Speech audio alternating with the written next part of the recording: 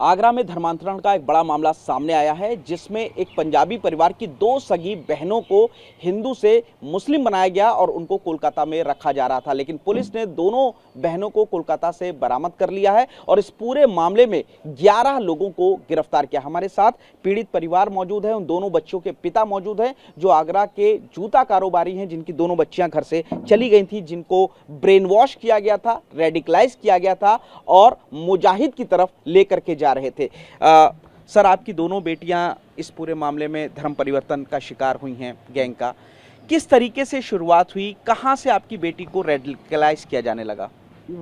वर्ष 2021 कोविड के टाइम से पहले ही उसका रेडिकलाइजेशन किया गया। कुछ युवतियाँ जो कश्मीर से पढ़ने आगरा लाइफ साइंस इंस्टीट्यूट खंडारी में आती थी और उसके अलावा वो एमफिल की वो पीएचडी की तैयारी कर रही थी, कोचिंग ले रही थी। तो हमारी बेटी भी पीएचडी की कोचिंग ले रही थी, तो उसके साथ उसकी दोस्ती हो गई और दोस्ती में ही उन्होंने इस्लाम के प्रति उन्होंने अपना उसको समझाना शुरू कर दिया। लड़की का नाम क्या था? यानी कि शुरुआत कोचिंग सेंटर से लड़की ने की? कोचिंग सेंटर में हमारी लड़की नहीं पढ़ती है, हमारी कोचिंग सेंटर में लड़की का नाम साइमा उर्फ खुशबू जी। साइमा उर्फ खुशबू थी जी। और उसी ने ही उसका ब्रेन वॉश किया, धर्मांतरण के प्रति आकर्षित किया, मुस्लिम इस्लाम के प्रति उसका धीरे धीरे झुकाव बढ़ता चला गया। तो एक दिन वो उसके साथ जम्मू चली गई। जम्मू से फिर हमने उसको जम्मू से उसको एक दिन में ही हमने उसको पकड़ा के आगे अपनी बेटी को ले आए वापस।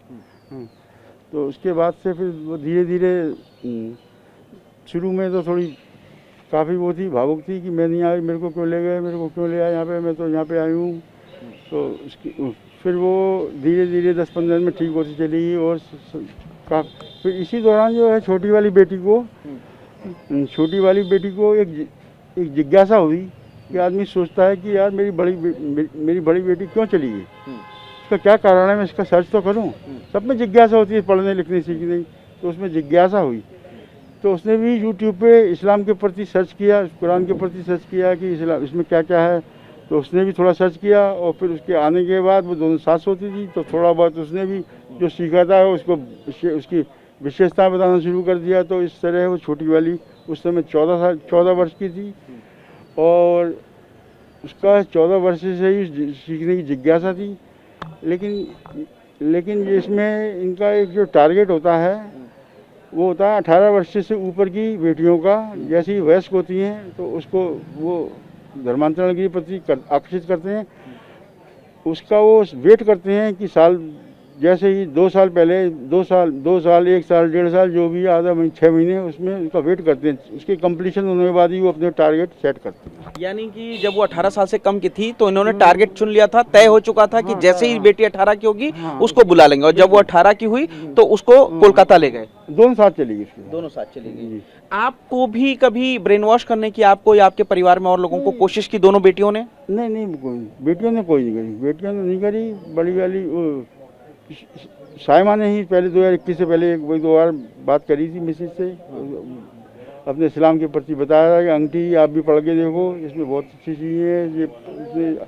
तो उसका मकसद था धीरे धीरे हमारी मिसेज ने उल्टा उसको समझा दिया कि तू पहले ये पढ़ ले, पहले हिंदू धर्म के प्रति जो आस्था है हमारी उसको पढ़ ले, हम तेरे बाद में पढ़ लेंगे, तू तो पढ़ पहले कि हम तेरा ही पढ़े पहले। 24 मार्च को आपकी दोनों बेटियां अचानक घर से चली गई, किस तरीके से गई और पुलिस के पास आप पहुंचे तो किस तरीके से पुलिस ने आपकी मदद की, दोनों बेटियों को बरामद किया? 24 मार्च को जब हम एक सत्संग के कार्यक्रम में गए थे प्रातःकाल, तो हमने रात को बेटियों को बता दिया कि हमें जाना है। तो हम क्या, वैसे हम उसको दोनों को अकेला छोड़ते नहीं थे, क्योंकि हमें 2021 से ही थोड़ा संदेह था उसके प्रति। तो जब हम सत्संग पे गए थे, सत्संग पे आके देखा तो उन्होंने अचानक अपना प्रोग्राम बना लिया और चली गई। घर में जब वो रह रही थी 2021 के बाद से 2025 तक, तो क्या कुरान पढ़ने की कोशिश करती थी या वो नमाज पढ़ती थी या जो मुस्लिम धर्म के वीडियो हैं जो उकसाते हैं वो सारी चीज़ें देखती थी? आपने देखा इन चीज़ों को? नहीं, हमने उनको कोई मोबाइल वगैरह नहीं दिया था। उस 21 के बाद से ही कोई मोबाइल नहीं दिया था। मैसेज का फ़ोन था, तो उसी से ही कभी ऑनलाइन सामान मंगाना है तो तब थोड़ी देर के लिए दे देते थे। लेकिन उन्होंने अपना इंस्टाग्राम पे अलग आईडी बना रखी होगी, तो उसके बारे में हमें ज्ञात नहीं था। कुरान वगैरह पढ़ती थी घर में? नहीं नहीं, बिल्कुल नमाज पढ़ती थी? नमाज भी नहीं पढ़ती, कभी मतलब कभी चोरी छिपे पढ़ ले तो मैं पता नहीं, वैसे नहीं पढ़ती। अच्छा, जब आप कोलकाता पहुंचे तो दोनों बेटियां बुरके में थीं, किस तरीके से आप पुलिस के साथ थे, किस तरीके से रेस्क्यू कराया उनको? ये एक पुलिस की बहुत बड़ी कामयाबी है। पुलिस ने जो पूरे 7 दिन उसकी रैकी करी, रैकी के अलावा एक जो मुस्लिम बाहुल क्षेत्र था, छोटी छोटी गलियां थी, वहाँ से लाना बहुत ही मुश्किल काम था। इसके लिए मैं उत्तर प्रदेश पुलिस का शायद धन्यवाद करता हूँ कि उन्होंने समय रहते हुए, कमिश्नर साहब ने समय रहते हुए कई टीमें बनाई और उसको सिस्टम से आगे बढ़ाया। अभी भी वो लोग बात करती हैं मुस्लिम धर्म के प्रति झुकाव की, अभी भी उनको जो है काउंसलिंग की जा रही है, तो किस तरीके से आप इस चीज़ को देखते हैं कि अभी वो पूरी तरीके से हिंदू धर्म के प्रति उनका झुकाव नहीं हुआ है? नहीं नहीं, अभी नहीं हुआ, अभी टाइम लगेगा उसके अंदर। अभी इनकी काउंसलिंग चल रही है, हमारे आईपीएस अधिकारी भी दे रहे हैं और कमिश्नर साहब ने भी हमें आश्वासन दिया है कि आपकी जितनी भी मदद होगी ज़्यादा से ज़्यादा मदद करी जाएगी। अच्छा, इसमें आईएसआईएस के भी संपर्क आ रहे हैं, लश्कर का भी नाम आ रहा है। आपकी बेटी ने एक फ़ोटो भी अपलोड की थी जिसमें AK-47 की एक बंदूक लिए हुए चीज़ें थी, वो क्या है, किस तरीके से मुजाहिदा बनना चाहती थी? उसने लिखा भी है सोशल मीडिया पे कि मैं मुजाहिदा बनना चाहती हूँ और इस्लाम के लिए कुर्बान होना चाहती हूँ। वो उसने मजाक में ऐसे बचपना होता है ना, उम्र कितनी होती, बचपना होता है, उस जैसे डाल दिया। बड़ी वाली बेटी को अब जब लेके आए, उसको इतना बुरा लगा, उसको इतना डांटा उसको कि तूने ऐसा क्यों किया, तू हमें फंसवा रही है, ऐसा उसमें कुछ था नहीं। मतलब उसने सिर्फ शौक में ही फ़ोटो लगाई।